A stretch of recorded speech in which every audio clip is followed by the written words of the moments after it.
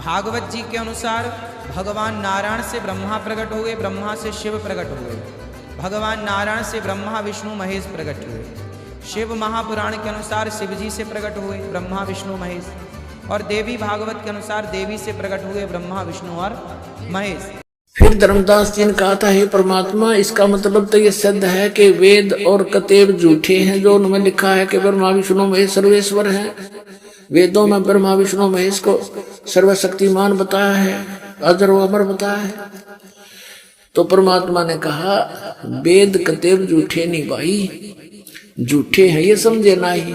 ये झूठ बोलना है कि वेदों में ब्रह्मा विष्णु महेश सर्वशक्तिमान है। ये झूठ बोलते हैं कि पुराणों में कहीं नहीं लिखा कि उनकी जन्म मृत्यु होती है। ये पुस्तक आपके सदग्रंथ सच्चे हैं, लेकिन ये इनको समझ नहीं सके, इसलिए ये बताने वाले तुम्हारे गुरु झूठे। अब उन झूठे गुरुओं की दिखाऊंगा आपको। नमस्कार दोस्तों, स्वागत है आप सभी का हमारे YouTube चैनल भक्ति से भगवान तक स्पेशल न्यूज़ 24 में। दर्शकों, आज के वीडियो में हम अनिरुद्ध आचार्य जी महाराज व संत रामपाल जी महाराज के विचारों को लेकर उपस्थित हुए हैं। हम दोनों संतों के अलग अलग विचारों को आपके समक्ष रखेंगे। आज का टॉपिक यह है कि ब्रह्मा विष्णु महेश की उत्पत्ति या प्रकट कैसे हुए हैं, इसके बारे में हम विस्तार से और जानेंगे। अनिरुद्ध आचार्य जी महाराज के भगत ने भरी सभा में यह क्वेश्चन किया हुआ है कि एक सप्तशती नाम की पुस्तक है, उस पुस्तक में ब्रह्मा विष्णु महेश के बारे में बताया गया कि ये देवी से प्रकट हुए हैं, तो उसके बारे में विस्तार से बताइए। तो अनिरुद्ध आचार्य जी महाराज ने गोल मटोल करते हुए वह टॉपिक को छोड़ के किस तरह से अपना तर्क दिया है, देखिए इस वीडियो में। और इसके बाद हम जानेंगे संत रामपाल जी महाराज जी के विचार। तो सबसे पहले जानते हैं हम अनिरुद्ध आचार्य जी महाराज का क्या कहना है, इसके बाद जानेंगे संत रामपाल जी महाराज को। जय श्री राम। जय श्री राम। मैं जय कृष्ण जरूर जब करना चाहता हूँ आपसे कि सप्तशती में जो कहा है कि ब्रह्मा और विष्णु महेश तीनों को जब देवी ने प्रकट किए तो किस तरह से प्रकट किए, तो आप हमें समझाइए। किस तरह से प्रकट किया, माइक लिए रहिए जी। ब्रह्मा विष्णु महेश को देवी ने किस तरह से जी हाँ प्रकट किया, हाँ। ये पूछना चाहते हैं। जी देखो, कल्प कल्प का भेद है। जी।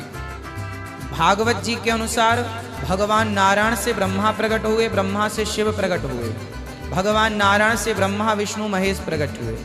शिव महापुराण के अनुसार शिव जी से प्रकट हुए ब्रह्मा विष्णु महेश, और देवी भागवत के अनुसार देवी से प्रकट हुए ब्रह्मा विष्णु और महेश। अब आप कहेंगे कि तीनों में अलग अलग क्यों लिखा है? हाँ। तो अलग अलग इसलिए लिखा है क्योंकि अलग अलग कल्प की बातें हैं। जैसे हर 7 दिन में संडे आता है, हर 7 दिन में क्या आता है? हर 7 दिन में संडे। ऐसे 4 युग हैं, सतयुग त्रेता द्वापर कलयुग। कलयुग के बाद फिर से सतयुग त्रेता द्वापर कलयुग, जैसे रविवार सोमवार मंगलवार है ना, उसके बाद फिर घूम के रविवार आ जाएगा, फिर सोमवार मंगल, फिर घूम के रविवार आ जाएगा। उसी प्रकार सतयुग गया तो त्रेता, त्रेता गया तो द्वापर, द्वापर गया तो कलयुग, और कलयुग के बाद फिर सतयुग आएगा, फिर ऐसे क्रम चलता है। तो उसी प्रकार किसी युग में, किसी कल्प में, कल्प कितना बड़ा होता है, एक कल्प में 1000 चतुर्युग बीत जाते हैं। सतयुग त्रेता द्वापर कलयुग कितनी बार बीत गए? 1000 बार बीते, तब एक कल्प हुआ। तो किसी कल्प में भगवान नारायण ने कहा शिव जी से आप सृष्टि कर लो। जैसे सास कहती है बहू से आज तुम भोजन बना लो, कल हम बना लेंगे, परसों जिठानी बना लेगी। उसी तरह काम एक ही है, पर कभी उसी काम को तुमने कर लिया, कभी उसी काम को हमने कर लिया। उसी प्रकार कभी उसी काम को भगवान नारायण ने किया, कभी शंकर जी ने कर लिया, कभी देवी जी ने कर लिया, क्योंकि ये तीनों कोई अलग अलग तो है नहीं। तो कल्प कल्प की बातें हैं। जैसे कल हमने बताया रामचरितमानस में 4 रावण हैं, 4 रावण हैं, जय विजय, जलंधर, शंकर जी के गण और प्रताप भानु।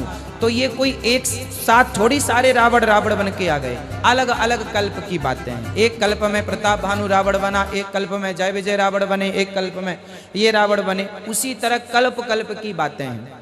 अभी श्वेत 12 कल्प चल रहा है वर्तमान में। इस कल्प में अभी भगवान नारायण ने जो ब्रह्मा जी को उत्पन्न किया वो वाली सृष्टि हम लोग सुनते पढ़ते समझते हैं। उसके पूर्व में देवी जी वाली सृष्टि है, उसके पूर्व में शंकर जी वाली सृष्टि है। कल्प कल्प का भेद। अभी आपने सुने अनिरुद्ध आचार्य जी महाराज जी के आध्यात्मिक विचार। आइए अब जानते हैं जगत गुरु तत्वदर्शी संत रामपाल जी महाराज के आध्यात्मिक विचार। दर्शकों वीडियो पूरा देखिए, तभी समझ में आएगा कौन सही बता रहा है, कौन गलत, कौन शास्त्रों को खोलकर प्रमाणित कर रहा है। आइए देखते हैं। फिर धर्मदास जी ने कहा था, हे परमात्मा, इसका मतलब तो ये सिद्ध है कि वेद और कतेब झूठे हैं जो उनमें लिखा है कि ब्रह्मा विष्णु महेश सर्वेश्वर हैं।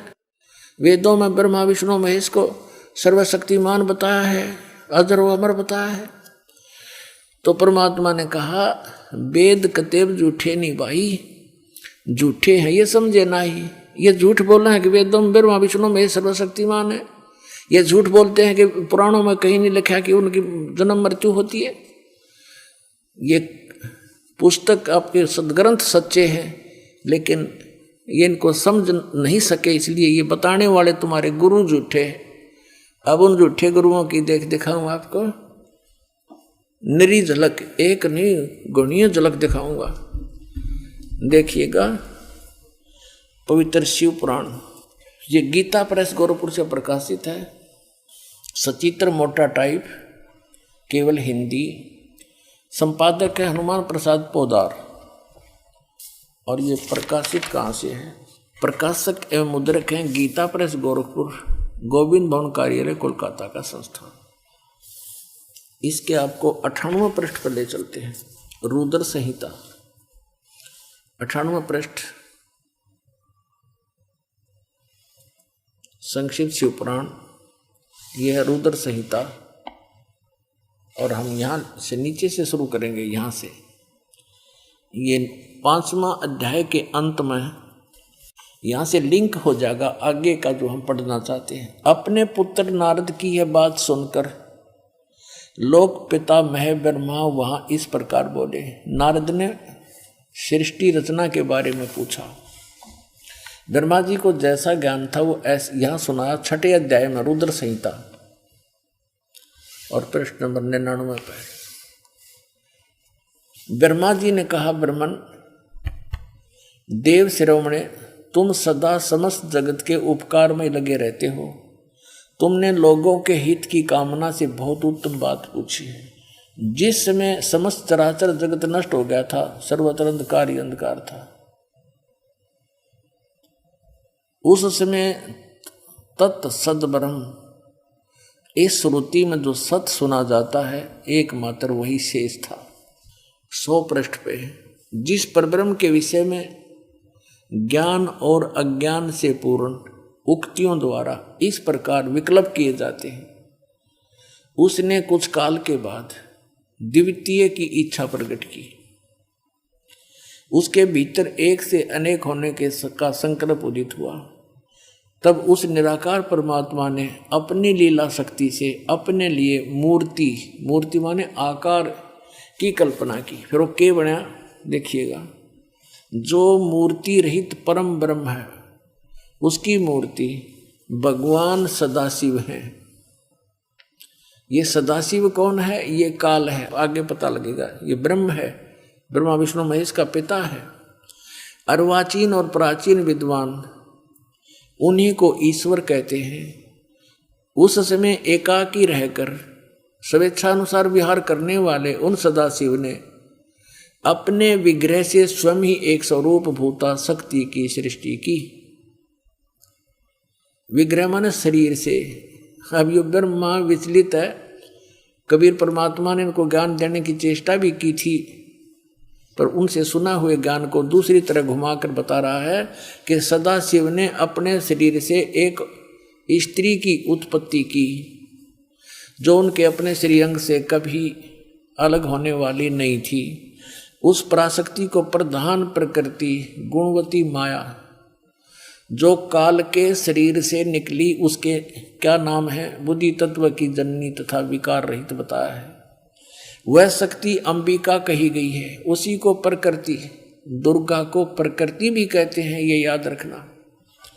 सर्वेश्वरी त्रिदेव जननी ब्रह्मा विष्णु महेश की जन्म देने वाली तीनों की माता, नित्य और मूल कारण भी कहते हैं, सदाशिव द्वारा प्रकट की गई उस शक्ति के 8 भुजाएं हैं। हो गया स्पष्ट कि ये माँ अष्टंगी पिता निरंजन, ये जमदारुण वंशन अंजन, 3 पुत्र अष्टंगी जाए, ब्रह्मा विष्णु शिव नाम धराए। और आगे देखिए कंसेप्ट, नाना प्रकार के आभूषण उसके श्रीअंगों की शोभा बढ़ाते हैं। वह देवी नाना प्रकार की गतियों से संपन्न है और अनेक प्रकार के अस्त्र शस्त्र धारण करती है। हो गया स्पष्ट कि काल के शरीर से कौन निकली, या निकली, देखो या निकली, या अष्टंगी है और 8 अंगों में अस्त्र शस्त्र धारण करती है। ये देखिएगा, ये निकली अष्टंगी, 8 भुजाओं वाली, इसको अष्टंगी कहते हैं। अब हम शिवपुराण पढ़ रहे हैं, ये देखिएगा, उसको प्रकृति भी कहते हैं और उसकी 8 भुजाएं हैं। अष्टंगी है, वो तीनों देवताओं की माता है और वो अनेक प्रकार के अस्त्र शस्त्र धारण करती है। एकाएकिनी होकर भी वह माया संयोग वसात अनेक हो जाती है। वे जो सदा शिव हैं उन्हें परम पुरुष, ईश्वर, शिव शंभु और महेश्वर कहते हैं। अब देखना ये रुद्र संहिता का, अब हम 6वां अध्याय पढ़ रहे हैं 101 पृष्ठ पे। अब ये क्या कि वे अपने सारे अंगों पर भस्म रमाए रहते हैं। वो सदाशिव के हैं, जिसको इस पृष्ठ पे यहाँ भगवान सदाशिव हैं। अर्वाचीन और प्राचीन विद्वान उसी इन्हीं को महेश्वर कहते हैं। ये कौन है? वे अपने सारे अंगों पर भस्म रमाए रहते हैं। उन काल रूपी ब्रह्म ने, इसको काल कहो चाहे ब्रह्म कहो, सरपुरुष कहो, और गीता ज्ञान दाता यही है, श्री कृष्ण में प्रवेश करके बोल रहा है। उन काल रूपी ब्रह्म ने एक ही समय शक्ति के साथ है, यो नाथ नहीं, शक्ति के दुर्गा के साथ शिवलोक नामक अक्षेत्र का निर्माण किया था। उस उत्तम अक्षेत्र को काशी कहते हैं। वे प्रिया और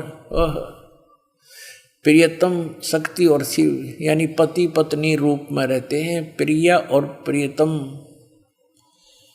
जो परमानंद स्वरूप है उस मनोरम क्षेत्र में नित्य निवास करते हैं। मुने शिव और शिवा ने, काशीपुरी परमानंद रूपिणी है। मुने शिव और शिवा ने यानी दुर्गा और काल ने, काल और दुर्गा ने प्रलय काल में भी कभी इस क्षेत्र को अपने सानिध्य से मुक्त नहीं किया। देवर से एक समय ब्रह्मा जी बता रहे अपने पुत्र नारद को, एक समय उस आनंद वन में रमण करते हुए शिवा और शिव के मन में यह इच्छा हुई, दुर्गा और काल के मन में, कि दूसरे पुरुष की सृष्टि करनी चाहिए, यानी कोई पुत्र उत्पन्न करना चाहिए, जिस पर सृष्टि संचालन का महान भार रखकर हम दोनों केवल काशी में रहकर इच्छा अनुसार विचरें और निर्वाण धारण करें। ऐसा निश्चय करके शक्ति सहित सर्वव्यापी परमेश्वर शिव ने, इस काल ने अपने वाम भाग के 10वें अंग पर अमृत मल दिया।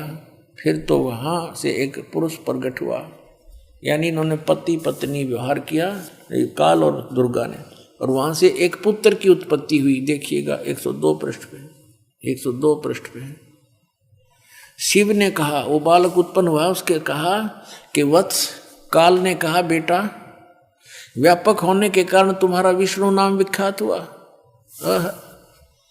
अब ये 6वां अध्याय समाप्त हुआ। अब ये 7वां प्रारंभ हुआ रुद्र संहिता का, और 103 पृष्ठ पे ब्रह्मा जी अपने विषय में बताते हैं। ये तो विष्णु की उत्पत्ति बता दी ब्रह्मा जी ने, अपने विषय में बताते हैं कि ब्रह्मा जी कहते हैं देवर से, तत्पश्चात कल्याणकारी परमेश्वर सांब सदाशिव ने, इस काल ने दुर्गा के साथ वही व्यवहार किया, पूर्ववत प्रयत्न करके मुझे अपने दाहिने अंग से उत्पन्न किया। सीधी सी बात है। आगे तो ये नहीं इतना कुछ लिख रखा है, आदमी में मेंटल हो जाए पढ़ता पढ़ता। हमने अपने काम की वस्तु लेनी है, अपने आत्माओं, यहाँ इस पवित्र पुराण ने ये तो सिद्ध कर दिया कि ब्रह्मा और विष्णु की उत्पत्ति दुर्गा और सदा शिव यानी काल रूपी भगवान से हुई, ये इनके पुत्र हैं। अब यहाँ अनुवाद करता इस बात से विचलित हो गया कि शिव से शिव की उत्पत्ति कैसे लिखूं, इसमें तो लिखा हुआ है, यहाँ तो लिखा नहीं। लेकिन आगे कहते चोर चुरावे तू बड़ी, वो गड्ढे पानी में, वह गड्ढे वह ऊपर आओ, सच्चाई छानी ना। ये देखिएगा, ये वही शिव पुराण है, हम आपको सुना रहे हैं। अब हम इसके 110 पृष्ठ पे आपको ले चलते हैं। ये रुद्र संहिता ही चल रही है और संक्षिप्त शिव पुराण 110 पृष्ठ पे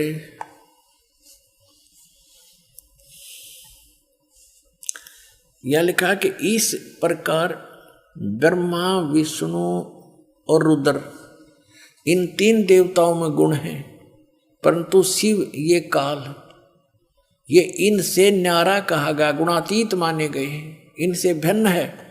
गीता जी अध्याय नंबर 7 के श्लोक नंबर 12 में ये कहता है कि तीनों गुणों रजगुण, सतगुण, तमगुण से जो कुछ भी हो रहा है इसका निमित्त कारण मैं ही हूँ, लेकिन मैं इनमें नहीं और ये मुझ में नहीं। तो यहाँ भी ये स्पष्ट किया है कि वो इनसे न्यारा है। अब यहाँ भी कंसेप्ट क्लियर नहीं हो पाया कि भी रुद्र भी कह दिया। अब यहाँ आप दिखाते हैं आपको, पृष्ठ नंबर 24 पर आते हैं शिव पुराण के। ये देखो, एक समय क्या हुआ, ब्रह्मा और विष्णु जी का आपस में इस बात पर युद्ध हो गया कि ब्रह्मा जी कहता है विष्णु जी को कि मैं तेरा बाप हूं, तेरी उत्पत्ति मुझसे हुई है क्योंकि मैं सबकी सृष्टि करता हूं। विष्णु जी कहने लगे नहीं, मैं तेरा पिता हूं, तू मेरी नाभि कमल से उत्पन्न हुआ है। ये कारण क्या होता है कि जिन महापुरुषों ऋषियों ने साधना करी, हठ योग करके समाधिस्थ हुए, तो इस काल भगवान ने किसी को तो ब्रह्मा के रूप में दर्शन दे दिया, क्योंकि उसने स्वयं प्रतिज्ञा कर रखी है कि मैं किसी के सामने अपने वास्तविक रूप में नहीं आऊंगा। तो ये कभी अपने पुत्र ब्रह्मा के रूप में दर्शन दे देता समाधि दशा में। तो जिस ऋषि ने समाधि दशा में ब्रह्मा जी के रूप में काल के दर्शन हो गए, उसने डंडोरा पीट दिया, मुनादी कर दी और ब्रह्मा जी के पास आकर कहने लगे, हे भगवान आप तो खुद परमात्मा हो, मैंने साधना करके आपको खोज लिया है।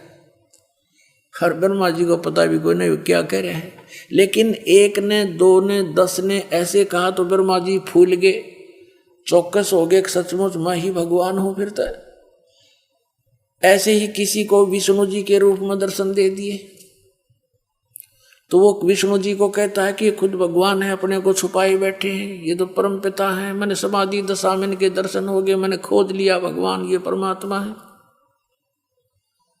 ऐसे ही किसी को उसने शिव रूप में दर्शन दे दिए, अपने पुत्र तमोगुण शिव के रूप में। तो उन ऋषियों ने भगवान शिव को भगवान सिद्ध कर लिया, तो इनका न्यो भ्रम बन गया। इस भ्रम के कारण दोनों की लड़ाई होगी। इन दोनों का युद्ध समाप्त करने के लिए इस काल भगवान ने, ब्रह्म ने ऊपर से एक लिंग छोड़ दिया तेजों में, सतंभ, और ये लड़ना तो भूल गए, उसकी खोज में लग गए। अब लंबा कहानी ना बताएं तो क्या है, उस समय ये काल अपने पुत्र शिव के रूप में प्रकट हो गया और इनसे क्या वार्ता करी देखिएगा। ये विद्वेश्वर संहिता है, संक्षिप्त शिव पुराण 24 पृष्ठ पे ये लिंग बीच में खड़ा कर रखा है, ये ब्रह्मा जी और विष्णु जी के बीच में। फिर वो स्वयं आकर के इनके सामने खड़ा हो जाता है, फिर इनकी आपस में क्या वार्ता होती है ये देखिएगा। प्रश्न नंबर 25 पे विद्वेश्वर संहिता। ब्रह्मा और विष्णु ने पूछा, प्रभो इस काल से पूछा, सृष्टि आदि 5 कर्तों के लक्षण क्या है, यह हम दोनों को बताइए। भगवान शिव बोले, मेरे कर्तव्यों को समझना अत्यंत गहन है, तथापि मैं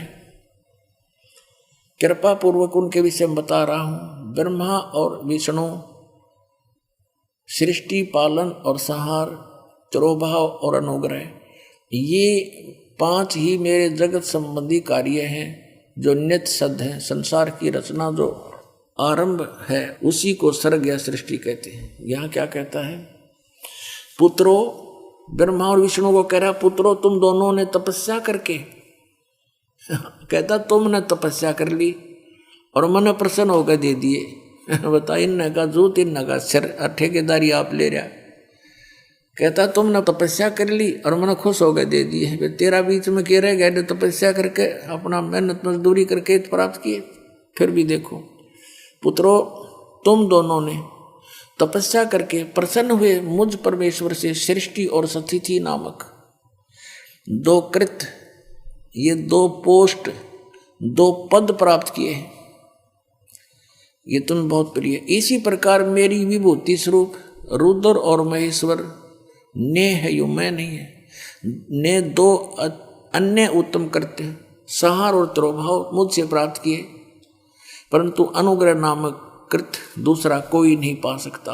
अब देखो, अब क्या हो गए? 2 तो ये हो गए ब्रह्मा और विष्णु, इसने सृष्टि और स्थिति नामक के 2 जॉब मिल गई, और रुद्र और महेश्वर ये 4 हो गए, और 5वां यू बोलनिया।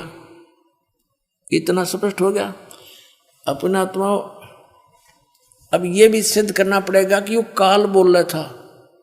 ये काल है ब्रह्मा विष्णु महेश का पिता, और दुर्गा इनकी माता, अष्टंगी, 8 भुजाओं में शस्त्र ले रही, इसको अष्टंगी भी कहते हैं। ये देखिएगा। अब इसी पर इस 26 पृष्ठ पर ही अभी आप यहाँ पढ़ रहे थे, और अब यहाँ पढ़ेंगे हम इसी पर। मैंने पूर्व काल में अपने स्वरूपभूत मंत्र का उपदेश किया है, जो ओंकार के रूप में प्रसिद्ध है। वह महामंगलकारी मंत्र है। सबसे पहले मेरे मुख से ओंकार यानी ओम प्रकट हुआ, जो मेरे स्वरूप का बोध कराने वाला है। ओंकार वाचक है, मैं वाच्य हूँ। यह मेरा मंत्र है, यह मंत्र मेरा स्वरूप ही है। प्रतिदिन ओंकार का निरंतर स्मरण करने से मेरा ही सदा स्मरण होता है। मेरे उत्तरवर्ती मुख से अकार का, पश्चिम मुख से उकार का, दक्षिण मुख से मकार का, यानी ए, उ और मैं, जिससे ये ओम बनता है, और पूर्ववर्ती मुख से बिंदु, ये जो ओम है इसके विषय बता रहा कि यू ए, उ और यू पर बिंदु, तथा मध्यवर्ती मुख से नाद का प्राकट्य हुआ है। इस प्रकार 5 अवयवों से युक्त ओंकार का विस्तार हुआ। इन सभी अवयवों से, इन सभी पार्टों से ए, उ, मैं, बिंदु और इस बिंदु से, नाद से, कहते ये एकीभूत होकर यह प्रणव ओम नामक एक अक्षर हो गया। ये ओम नामक एक अक्षर है ओम। इसको ओंकार कहो, इसको ओम कहो, और चाहे ऐसा लिखकर इसको एक अक्षर ओम कहो। ये ओम है, एक अक्षर हो गया, और ये मेरा मंत्र है। असली मंत्र कहता है ये है मेरा। अपने आत्माओं, यहाँ इन्होंने ओम नमः शिवाय ये 5 अक्षर मंत्र बता दिया। ये कहीं भी मूल संस्कृत में ये नहीं, इसलिए इन्होंने अलग भाषा में लिखा है, और हमने इसको ना समझ कर इन अज्ञानियों द्वारा अनुवाद किया हुआ इसका रट लगा दिया, जबकि ये कोई मंत्र नहीं है ओम नमः शिवाय। ना गीता जी में, ना वेदों में, ना श्रीमद् भगवत गीता में, ना पवित्र 4 वेदों में। तो ये मनमुखी आचरण के नाम हैं जो हमें यूज